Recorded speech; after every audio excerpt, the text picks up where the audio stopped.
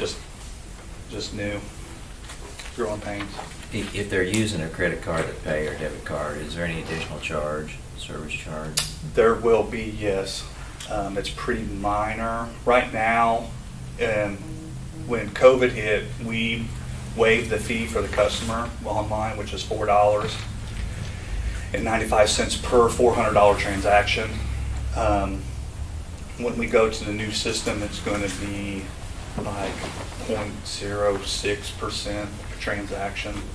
So it's going to go down versus what we're paying now just to cover the online. It's going to be half of what that is. So I think right now we're spending about anywhere from $35,000 to $5,000 a month on transaction charges. In Tyler, it's going to be like around $1,800. So, and that's with face-to-face transactions, and because right now we don't do that. So now people will be able to use their debit card when they come in to pay their bill through the drive-through. At the window. Yeah. So. How much, what percent service charge? I can get it for you. It's like, I think it was like, it's less than 1%, I think. It's like 1.1, well, right around 1%, 1.1. We would pay that.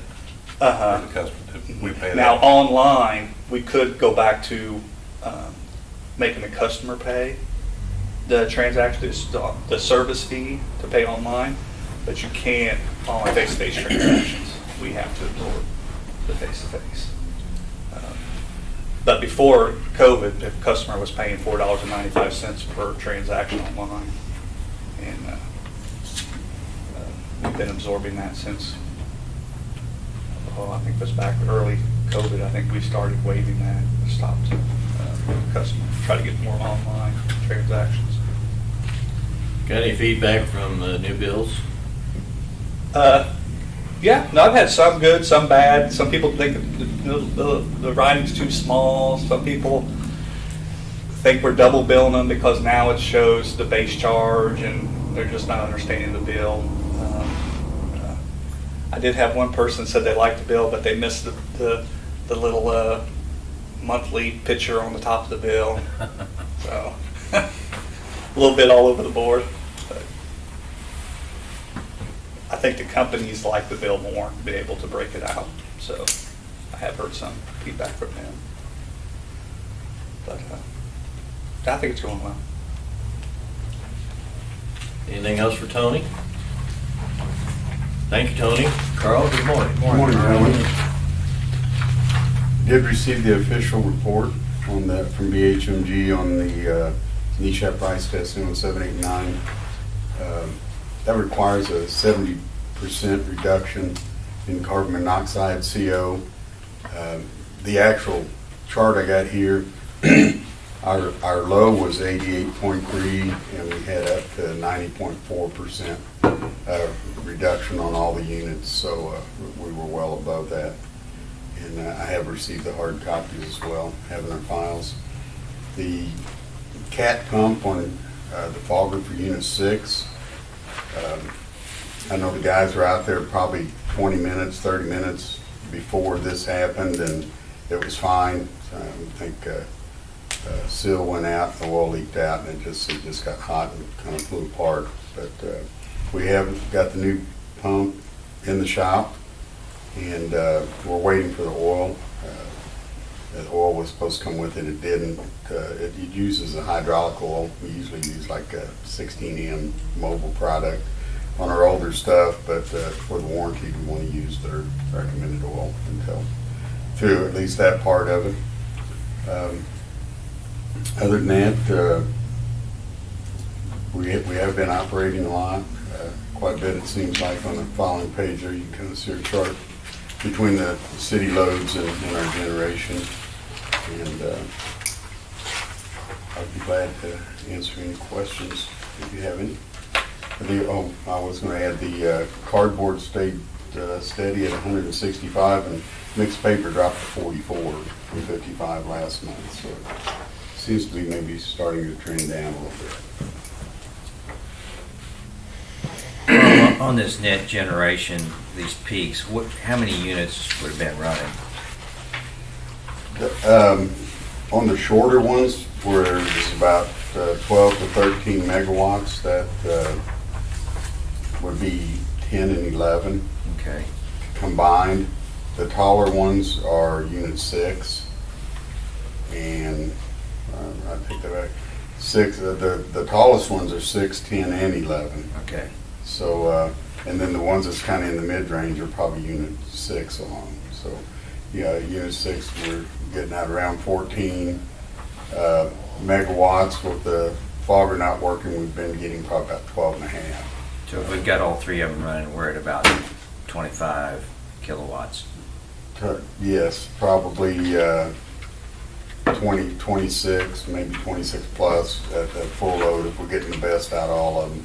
Okay. And then the other 3 gen sets, I think we were slightly under 30 for a system total on our last capacity test, but about 300 kW under that. But we have in the past hit right at 30 megawatts total generation, which will cover our load most of the time, but not all the time, especially in the heat of the summer. We're a little shy there, so. Thank you. Yes, sir. Did you say that new building on for 6 might alleviate some of these problems?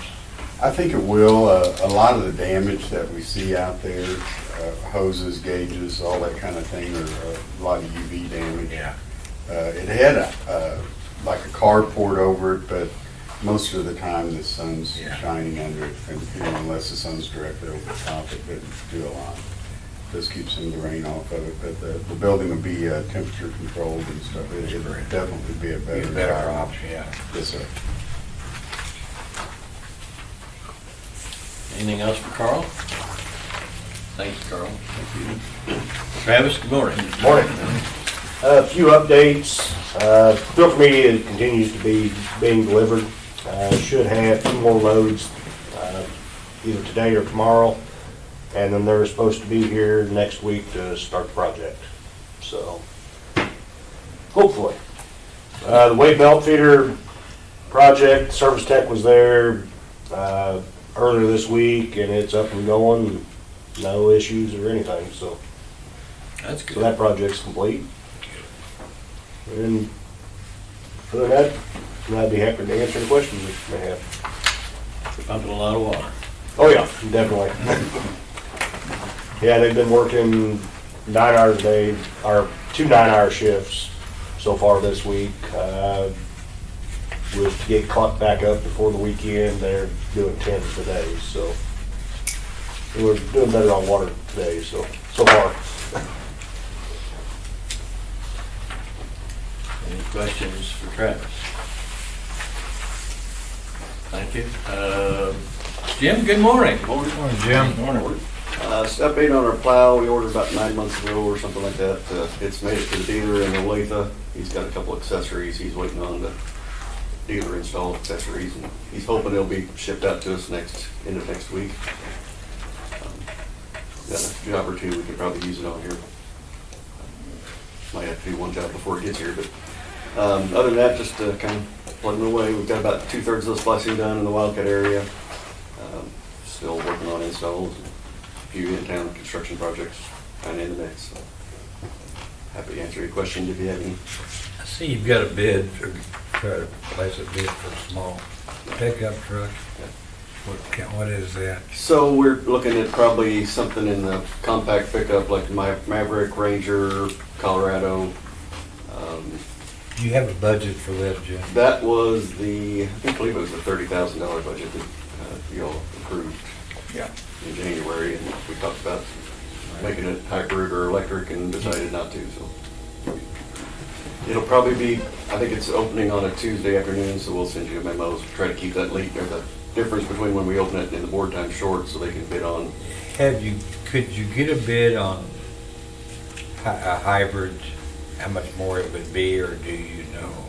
They are not limited in this one, they can bid a hybrid, and I know the Mavericks, the hybrid's actually cheaper than the gas engine, but we didn't specify one or the other on this one.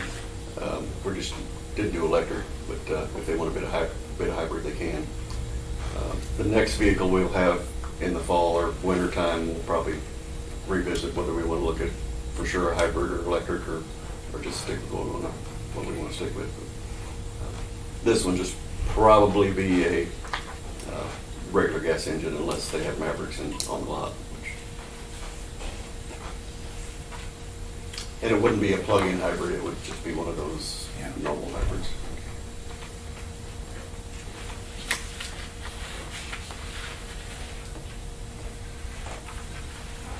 Any questions for Jim?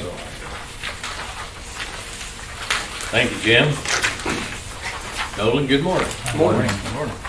Sorry, I don't have anything in here, but as far as the aeration project, the building was delivered earlier this week, and it finally got set yesterday afternoon, or nearly set yesterday afternoon.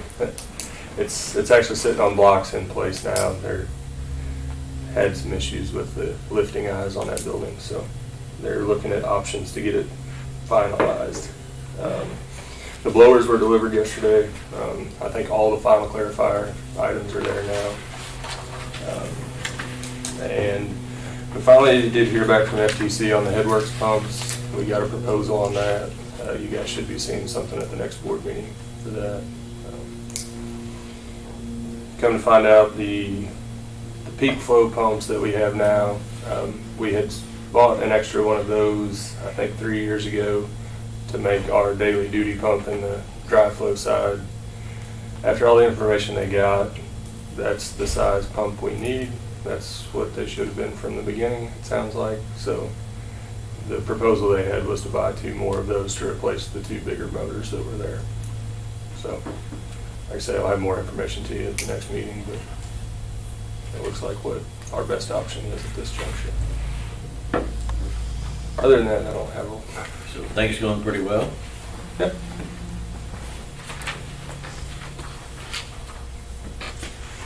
Okay. Any questions for Nolan? When will our project wrap up, I think? Probably November, I think, is what it's scheduled. I think actually on the last schedule I saw from them, final completion was late January, early February. And I think part of that now is I think their plan was to set the first final clarifier mechanism about now, and we haven't.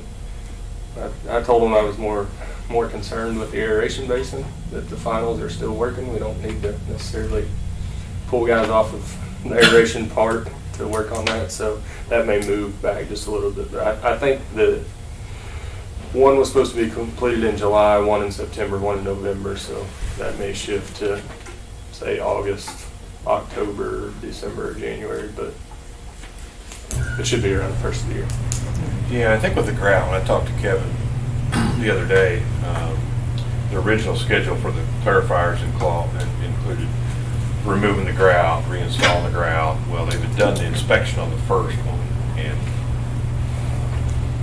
I think that the grout's going to be fine. They're not going to have to, they're going to be able to leave patch it or make a few repairs, but so that'll knock the clarifier schedule about in half.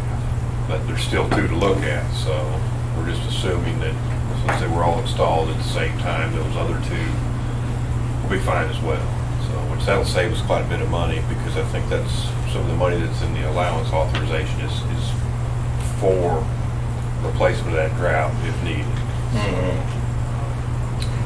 Yeah, I think it's going pretty good. I think the return activated sludge building, they're looking at the air handling there and making sure that there's enough air moving through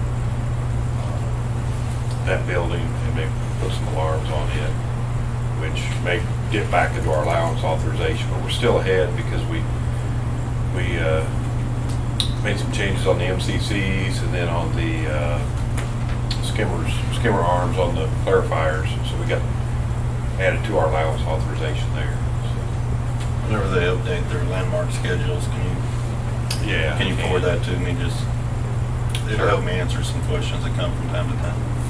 Okay. Yeah, so it could be, and a lot of it's lead times too. I know that's really, VFDs are still the issue. He's got some to rent, if need be, because I think that's the last piece on the aeration equipment.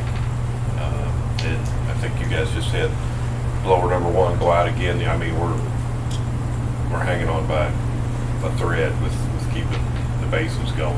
So we've even got some leads on portable blowers if we need to, just to keep. Hey, we've still got to meet our effluent limits. We still have a job to do, even, but we're hoping we can get by without, any more expenditures on the system that we have. So that's why Nolan's pushed them on the aeration stuff and not worried about the clarifiers. Because clarifiers are working. They're not a big issue right now. So If you guys ever get stuck, for a drive or something, reach out, because I got some sitting that we can drive. yeah, these are 200 horsepower drives. So if you have any of those things. Yeah, talking with Kevin yesterday, I think if everything holds true, I mean, now that pretty much all the equipment's there, if assembly goes right, mid-August, we should be starting the aeration up. Yeah. The actual VFDs that will be there, well, I think he said it's still October 13th is still the anticipated delivery date on those, so. Yeah, I think we're looking about, I think the bridges will go up pretty quick. It's going to take the electricians probably about 3 weeks on the wiring. There's quite a bit of control wire, power wires. We've got the mixers, and a lot of that stuff. So, if you go out there, if you want to go out there, just let me know or no one know. But there's quite a few manholes and conduits. There's quite a bit of, there's more there than you'd think there would be when you get down there. So. And just kind of go back on the headworks a little bit. I don't know if you guys remember, on the dry flow, which is normal flow, the pumps were quite a bit bigger than they were on the peak flow, which is when you get wet weather. So you've got 2 wet wells down there separated. One's for normal flow, one's for peak flow, and then had bigger pumps in the dry flow side. Well, what was happening originally was that pump would cycle. If it was too big, it would drop the wet well level down, and it'd come up. So it was just cycling, and they were burning up pumps. So we I think that was, Rick was here still when all that happened. We fought with Schaefer, Klein and Warren over that a little bit. But we ended up putting a smaller pump in that matched the peak flow side, same identical pump, and that's what they've been running off of. But now you've got 1 small pump and 2 big pumps. So I think when you get a lot of flow, you've got 2 mismatched pumps there, or potentially 3. So what they're recommending is we're going to make all 6 pumps the same size instead of having, and I think that matches that flow. So we've got the 1 small one. Now when your flow picks up, you can kick on another smaller one and another smaller one instead of having to kick your bigger ones on and then having an issue with your small one. So I think that's something that's been needed to resolve for quite some time. And I think going forward we'll have a lot less problems with that system. So, and I think he gets the new submersible grip pumps in, and some of that we're finally be fixing some bugs that. I was just getting ready to ask about the grip pumps. Last I talked to, gosh, I can't think of now. But last I talked to the guy, they were actually supposed to ship this week. I'm not 100% sure where they're coming from, but we should have them in hopefully in the next 2 or 3 weeks. Yeah. So we're getting there. I mean, that was put in 2012. We're finally ironing out the bugs. And even with the smaller pumps, if it ever came to it, if we had to run all 6 of them, we should be able to move right around 21 million gallons. So hopefully we don't see that for a while. If we see that, we've got other problems. Grant's trying to take care of that. Yeah, a lot of stuff going on down there, but I think, I'm pretty encouraged by what I'm seeing on the new project and then just trying to figure out some of the older ones too. So, get closer.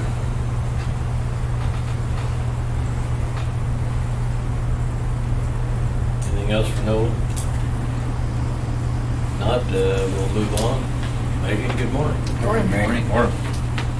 Just one quick update on the ancillary benefits. I know we said we'd probably have a recommendation at this meeting, but We're still waiting on, at the time we put the packet together, we were still waiting on a few confirmations and revised documents from carriers, so we weren't able to get that together, but we will have that for you in your next packet for the next meeting.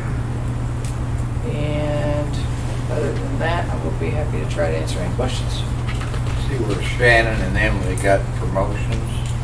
Does that come with a pay raise, or is that something that's immediate or down the line, or is that?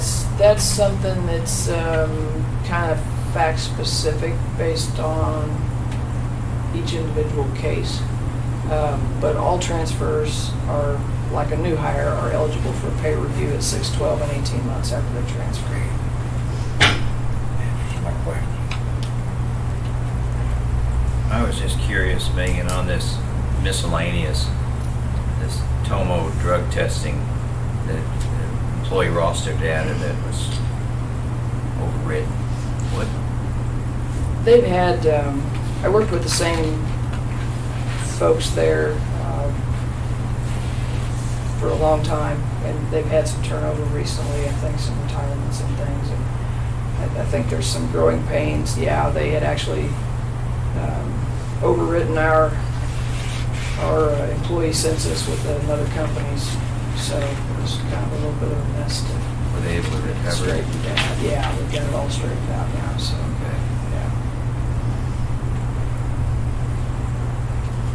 yeah. That was a first. Anything else for Megan? Thank you, Megan. Jeff? Morning, gentlemen. Morning. Not too much to add. Did get the ARPA application submitted yesterday. Deadline for water, wastewater, and stormwater projects was today, so I've got those two in.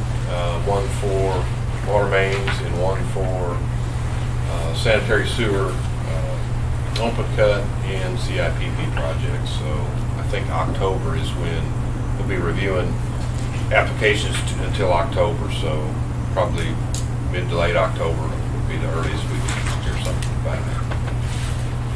A little bit on there, Tony and I have been discussing as we went through the software change.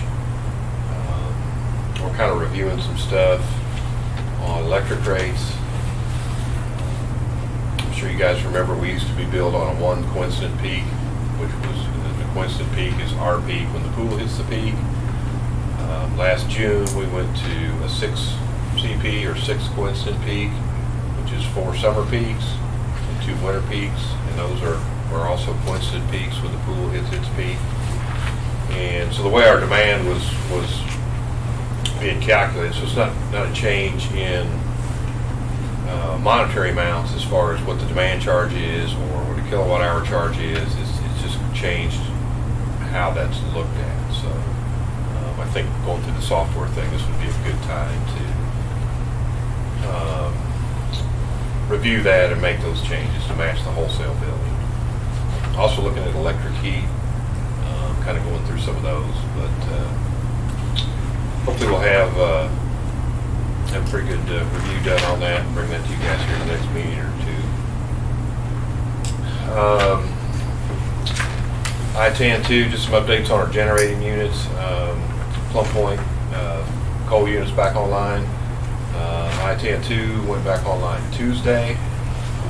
So hopefully we've got all our assets running. Knock on wood, we don't have anything, have any issues, because I think we're getting ready to get into a stretch of pretty hot weather. We do have Spencer's favorite color chart here. And if you'll notice, we were seeing, you've got pretty obvious peaks there, and those are some of the higher prices that we've seen. That's wholesale average hourly market lows. So we're seeing some $112, $115 prices there, and this is for the month of May. So we're really not going to see our June coal unit outage impacts until our July bill, because if you go to the bill, you'll see that our May asset charges were a credit, and that was, if you go back to the color chart, that's due to, we had some surplus generation that we sold to cover those asset charges. And so we had all coal units were available in May, so. And you can see there, sometimes the estimated and actual, there could be, pretty significant difference. Those are hard to estimate. And we've still got a true up from April even, which was a credit as well. And Chuck, if you go down to generation credits, and right below that you see the May capacity credit, that 29.7 megawatt hours. That's what our capacity is. So you were asking on the production chart. Oh, right here. Yeah, Okay. you see that 29.7? I think we were at 30 last time. Okay. Yes. So that's every 3 years, Carl? Well, We do quarterly I tests. think that it may be a biannual. Biannual test, yeah. So we do quarterly tests, and then what we set our capacity credit on. So that's kind of where we sit, if you ever want to know from a capacity standpoint. Okay.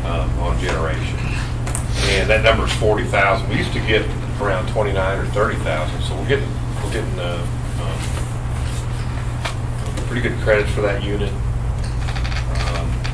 So we'll see going forward, but yeah, again, June estimate's 74.43. So if you look at the May true up at 55, we're about 19 bucks higher. And where that goes when we get the true ups and kind of factor in the ITAN and Plum Point outages, we'll see on next month's bill. So not too terrible bad, but it's in the markets right now. You see news every day. Texas is short power. I think they just set a record demand, and there's talk and threats of blackouts in Texas. It hasn't happened yet. I know MISO is short capacity,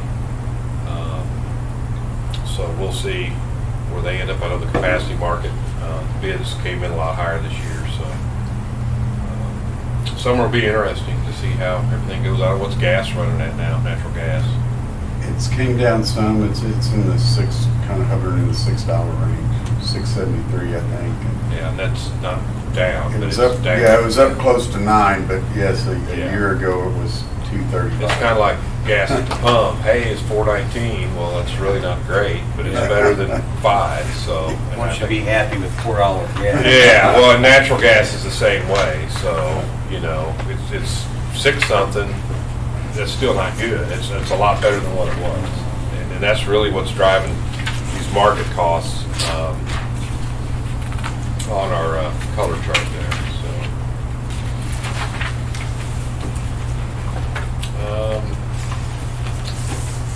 Think I have anything else to add? I'd be happy to try to answer any questions.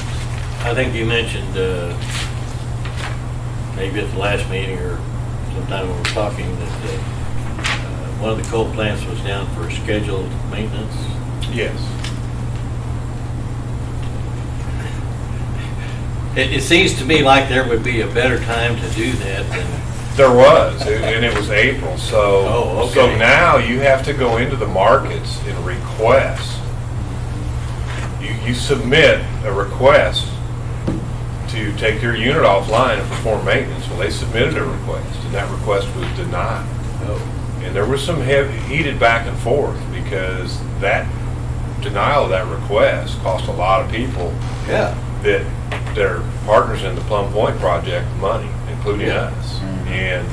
But at the end of the day, the market rules, and there's nothing you can do about it. So, That's kind of crappy. well, it's first come, first serve on the requests, and Carl learned that last year because I think he notified the market that we were going to be pulling Unit 6 out of the market, and you don't have that choice anymore. That choice is theirs, and unless it just flat breaks. If it's running and you need to take it out for maintenance, they get to make that choice for you. So that's kind of what happened there. So we had really and that's something that's new. So I think when MOPEP staff or the Plum Point staff submitted that request, I think they were caught a little bit off guard that it was denied, because that hasn't happened. And I think that's a reflection of the shortage in capacity in the markets. I mean, it's when you're long on capacity, that's not that big a deal. But when your capacity margins are thin, that's how the market's reacting. They're saying, no, you can't, and you can, and so they're trying to dictate all these maintenance schedules to make sure that they have resource adequacy, and those requirements are being met. So next few years are going to be interesting, for sure. This transition to renewables is it's going to be some bumps in the road, for sure. Potholes? Yeah, unfortunately, we're in good shape. I mean, we've got two hedges against the market. One is our pool resources, and the second is our local resources, which we saw in Winter Storm Uri. It paid off. The dividends were huge. I mean, it was really, and I think that's going to continue to be. The units that we have here locally have never been as important as they are right now in this transition. And Invenergy did make it. I don't know if you guys saw Invenergy, which is the grain belt transmission line owner, did make an announcement. They're actually going to add another 40 or 50 mile extension off the original grain belt plan and up the capacity of that line to 5,000 megawatts, which is equivalent to the addition of 4 nuclear plants in the state. So. There's some things looking up there, but the date on grain belt's been pushed back from 2025. Now it's 2027. So we've got another 5 years before we get to that point as well. And that's just part of what we're going to see for the short term is until some of these bigger projects come on. Is that extra capacity up our? We've actually have. Savings? No, that's it's just going to be a bigger benefit to the state. The capacity that Mudgemuck or did Mudgemuck's actually been changed. Missouri Joint Municipal Electric Utility Commission. We've changed the name of that just to the Missouri Electric Commission. It's just kind of an easier, cleaner name. So the capacity that the Missouri Electric Commission has on that line, we haven't fully assigned all of that yet. So there's still some excess there. I think MOPEP, our pool, we've got about 80 megawatts of that. And if, as you see on here, our pool peaks about 520 megawatts. So, and that's pretty common. You want to have a portfolio. You don't want to go all in on one thing. You want to have a good mixture of resources. So if there's an issue, you don't get. I think staff down there does a real good job of lining up resources, power purchase contracts, and those types of things. So we should be in pretty good shape. Yeah, I noticed on this breakout on the bill it says make checks payable to. That there was, when I saw that, I thought, yeah, Missouri Joint, that's Mudgemuck, and then that should be going to MEC, which is Missouri Electric. yeah, it's in red there. Oh, yeah. They want to make sure Tony doesn't miss Yeah. it. Yeah. I saw that and I thought, that's different. Yeah, and if we're talking about money, all the deliveries, and when Tony was down there, we talked to Kevin with Barnes McDonald at the treatment plant project. They've been behind on, we got a payment schedule early on, and they haven't kept that payment schedule because they're behind. We're getting ready to get hit with a pretty big bill. All the clarifier stuff's here. The blowers have been delivered, the building's been delivered. Looking at a lot of the bridge pedestals have been delivered.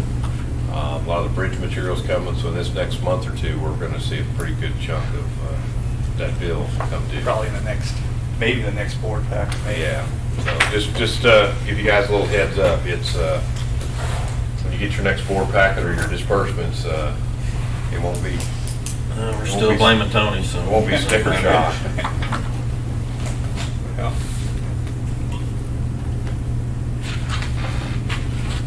Then we do have, if you guys, we do have need for executive session for personnel and legal and real estate issues. Before we do that, we probably need to talk about the economic development Yeah, fund while we're in open session. certainly. Chuck and I went and had a meeting with Robert and Leon. Leon's there. And the consensus there was they're gonna give us a year and to let us get our reserves where they need to be and everything else and see, then we'll reassess it then. The ordinance, we've been told, is just, there's gonna be no action taken on it. It's just gonna die on the floor. That being said, we do, Chuck and I are in agreement with this, is we want to go ahead and get that economic, we want to get it started, if nothing more, just to show good faith that we are going to do it. As far as I know, it's still going to be held on our side. It's not going to go into the general fund. They're talking like there's going to be some kind of form that we'll get together with them and come up with a checklist. It's got to meet 3 of the 5 requirements to be considered economic development. That might help fast track some of these projects, or not get hung up, waiting on meetings to happen or anything else. If it meets those 3 criteria, if it meets 3 out of the 5 criteria, then it's a go. So we were just wanting to go ahead and start the fund, even though we may not. With that contribute to it. recommendation that we had, or? So we met, like you said, with the 2 councilmen. We went through this, what Tony provided, and this was very helpful. I appreciate it. Thanks a lot. It was very helpful to show them kind of a projection of where we would think we would meet the minimum cash reserves. And Councilman Thompson, Leon, and Councilman Ashford were both, very appreciative of that, and they understood better what it took to get that minimum cash reserve. And that was their point. They didn't want to impact the utility company financially until we were sound. And I think that's what's been really helpful with that cash reserve policy and showing that we need to meet those minimums. And that was, they reiterated that more than once. And like Steve spoke to, there was this discussion about, economic development, and maybe, down the road discuss, some set criteria of what defines economic development. So then if a project came up, you could go down that list and, maybe depending on how many there were on that list, if it was 5, it was 7. If 3 of those criteria were met, then, it could be a quick transfer of funds to meet the economic development project. So that was talked about. And then again, we agreed to reconvene in about 12 months, but just as a show of good faith, we did talk about this memorandum, and they felt like, we didn't need to vote on it. If we were just willing to show a consensus that we would start this and start an economic development fund, as we stated, as this was prepared, I think, that would be a show of good faith that they would, it would, help the relationship between the council, the mayor, and the MMU board. So I guess I'm asking if we're in consensus to start this, we'd like to see it get started. And that whole year thing didn't come from us either. That came from the council. Right. Where they were like, we're just gonna back off you guys for a year and we'll see where we're at. So I was pretty impressed with that. I think that sounds great, guys. We came out of it feeling good about it. Yeah. Do you guys have any drawback on this, or any thoughts? I think it's great that they recognize, Tony and I were talking, we We just submitted some ARPA funding. I think there's a lot of financial loose ends right now. We got some big projects going on. We did pass the cash reserve policy, and you know, things aren't looking good in a couple departments there. So I really appreciate their willingness to let us kind of get through this phase we're in right now. I think that's very appreciative. I know it is to me. So as far as an economic development fund, I think we did send out and change the language a little bit as Spencer requested. I think the checklist is a positive. Spencer had mentioned that as well, because I think if you come up with some type of criteria, you're preventing conflict down the road, and I don't think any of us want that. We want Right. because we've had a little bit here in the past, and it hasn't been good for either side. So no, I think It's like that statement. At least, you know, if you have that criteria, it adds some structure to it, Yeah. and it helps to Absolutely. identify maybe what a Yeah. project is and how it can qualify. And it does it in a manner that it's quick. It doesn't, you know, it doesn't take 2 or 3 meetings back and forth over the kind of course of several weeks for, you know, for a final decision to be made. Well, I certainly appreciate you guys' hard work. I think you did a great job presenting our point of view and what we were asking. I'll just say, this information, Tony, this was very helpful. It really helped to explain it. Yeah. Yeah. And so, again, asking for this consensus, because the council meeting Monday night is if we could, you know, and I know I plan to attend. I'll be there. Steve planned to attend. If we could, you know, go to the council meeting and show that we have a consensus to start this development, I think it would help. Can I ask a question, Chuck? Are Sure. you saying a consensus now and then formal action at a follow-up meeting to establish the fund? Because I think you would need formal board action. to Correct. establish Yeah, the Okay. fund. I would recommend If that'd be taking the formal proper way, action. then yes. And the only thing, and you know what I was thinking there is so we've tabled the old language. And then we've made just a slight change to it, so we would have to go back and withdraw that motion, because that motion was based on old language, and make a motion to bring forward the new, just the changes Spencer made in the new language. But I'm with Megan, I think it should be an action item. Okay. Taken by the board, and that's Okay. going to probably carry a little more weight with them as well. It's not just consensus, but we took action, and I think that just provides a clearer path to staff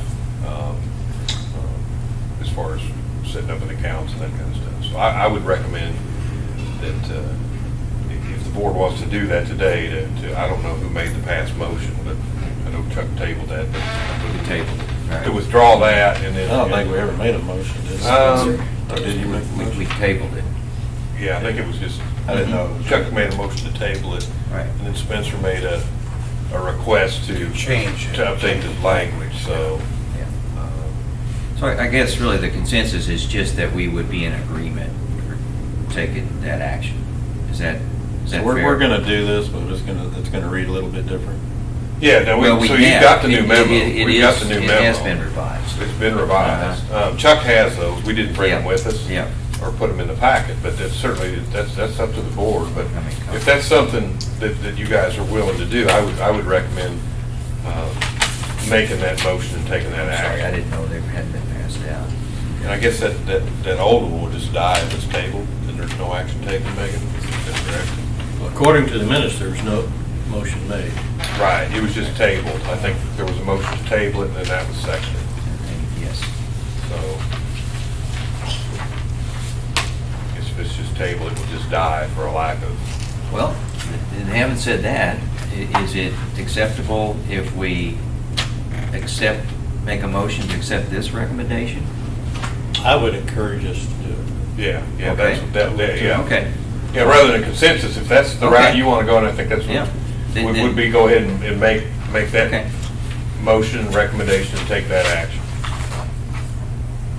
Does this need to be read? Should we read this Yes. before? Yeah. Ready to make a motion?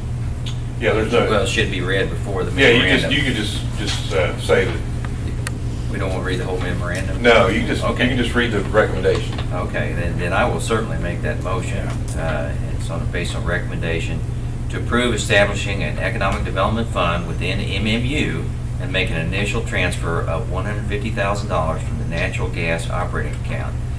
Now, there's also language in here about a cap of $500,000, so, that's not clear in the recommendation. That's why I'm asking about the whole memorandum. A proposed cap of $500,000 would be placed on the account, so just so we have that clear.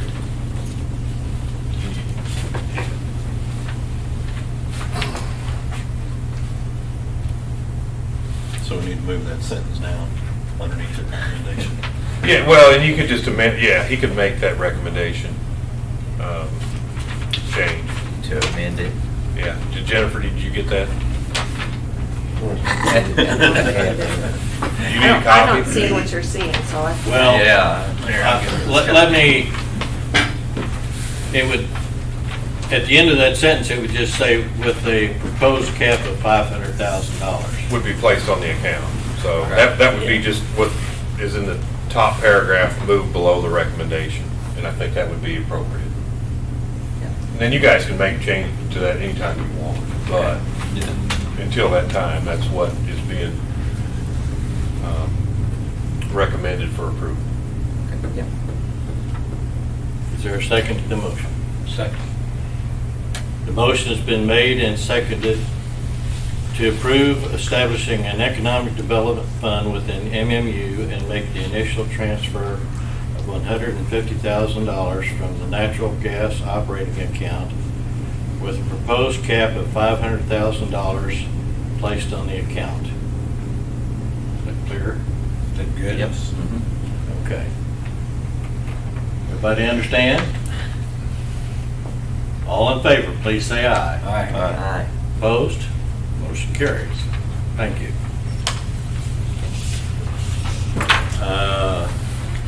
If there's nothing else, I guess we'll look at Tony's bill.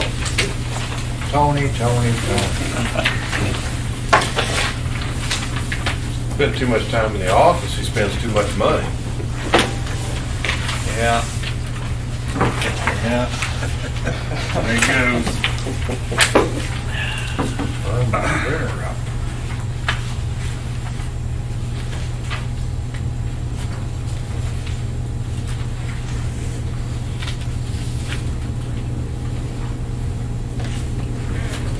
Franchise came out, first fire came out. Yep. Just And timing. The so our industrial billing, we didn't actually bill until July. So the franchise is actually a little bit lower than it would normally be, but it's going to be higher on the next quarter, yeah.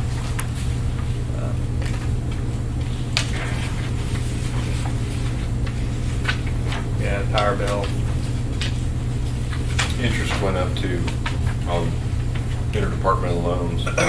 Yeah, so in July, I redo the interest on the loans. So in 6 months, it went from 0.19 to 2.5%. So.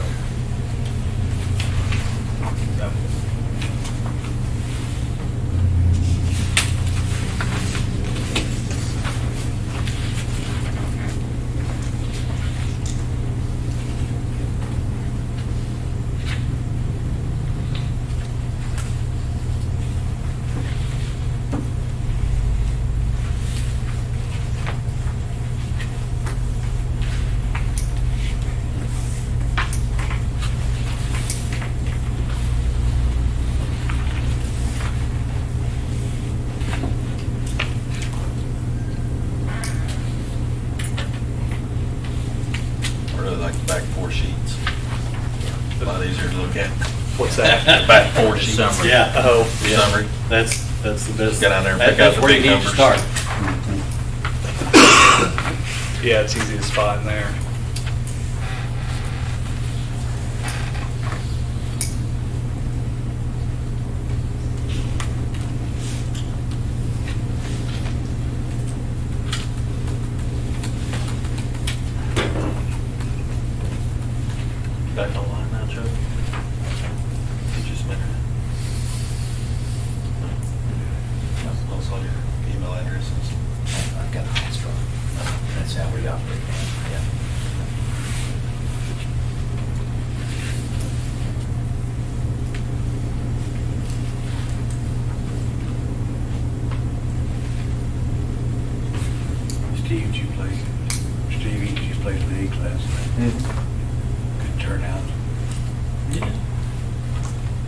Grant.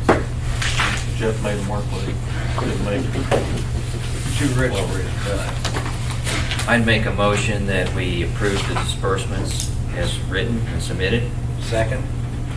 Motion been made and seconded to approve cash disbursements. All in favor, please say aye. Aye. Opposed, motion carries. Before we adjourn into executive session, I got one quick question. The I&I study, we know, We just received an email this morning. They pulled it on the 9th. They're starting to gather up their data and make sense out of it. They got a few minor things that they need from us, but we did just this morning get an email on that, so it's moving forward. so do you think we'll get some pretty good information? I believe so. I think Jeff and I both would like to see a little more rain during the time we had. Yeah. But we had some significant rains enough that I think, it'll tell you where, and if it gained an inch here and there, it's still gonna tell you, I think, the areas that, we got the most gain, even if the rain wasn't as substantial as we would have liked to have. Okay, thank you. Yeah, I know they made the comment, Grant and I talked, we would have, a 2 or 3 inch rain would have been nice, but I think they saw some pretty good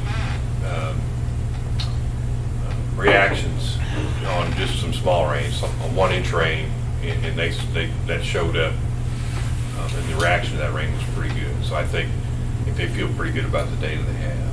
So, Okay. I think September is probably when they're looking at having that completed. So another month and a half probably. We should have some good data. And that should time out hopefully with the ARPA. We should know around October sometime as far as our ARPA request. Thank you. Okay, I would entertain a motion to recess and go into executive session for personnel, legal, and real estate. Is that right? So move. Metro Freddie, aye. Steve Mills, Need a aye. second. Second. Chuck Hines, aye. Steve Mills, aye. And Brian, aye. We are adjourned into executive session. Thank you, gentlemen, ladies. We had a good turnout for the Valley Trip in 2014. Yeah,